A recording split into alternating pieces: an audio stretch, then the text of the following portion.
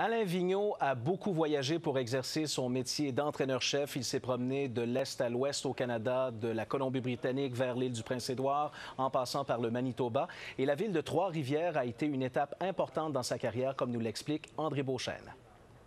Après 2 courts séjours dans la Ligue nationale avec l'organisation des Blues de Saint-Louis ainsi que dans les ligues américaines et centrales, Alain Vigneault s'est par la suite lancé tête première dans une toute nouvelle carrière, celle d'entraîneur-chef.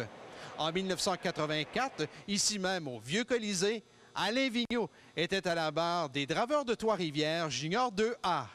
Alain pouvait arriver chez nous à 2 heures du matin avec une idée pour la prochaine game. On devait s'asseoir ensemble, puis on prenait un bon verre d'eau. Des fois 2 verres d'eau. Et puis, il faut avoir des bonnes discussions sur le hockey. Mais c'est un gars intense, c'est un gars entier. En 1986, Alain Vigneault fait le saut dans la Ligue de hockey junior majeur du Québec avec les Draveurs de Trois-Rivières. C'est un gars qui est très posé.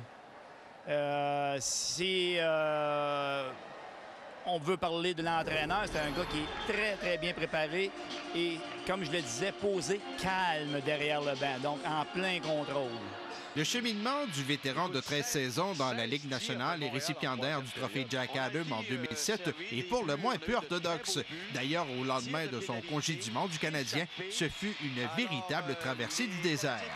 J'ai vu un homme vraiment abattu. Ça l'a profondément blessé. Parce qu'il arrivait, il était pour aller jouer à Toronto. Il commençait à remonter la pente. Mais on sait qu'on ne congédie pas 24 joueurs, on congédie un instructeur quand le club va mal. Je pense qu'il était rendu au bout du chemin, la croisée des chemins, et c'était quand même très bénéfique jusqu'à un certain point. Nos 2 intervenants sont persuadés que l'expérience de l'entraîneur-chef qui vient à peine de célébrer son 50e anniversaire de naissance fera toute la différence lors de la finale de la Coupe Stanley. André Beauchesne, à Trois-Rivières.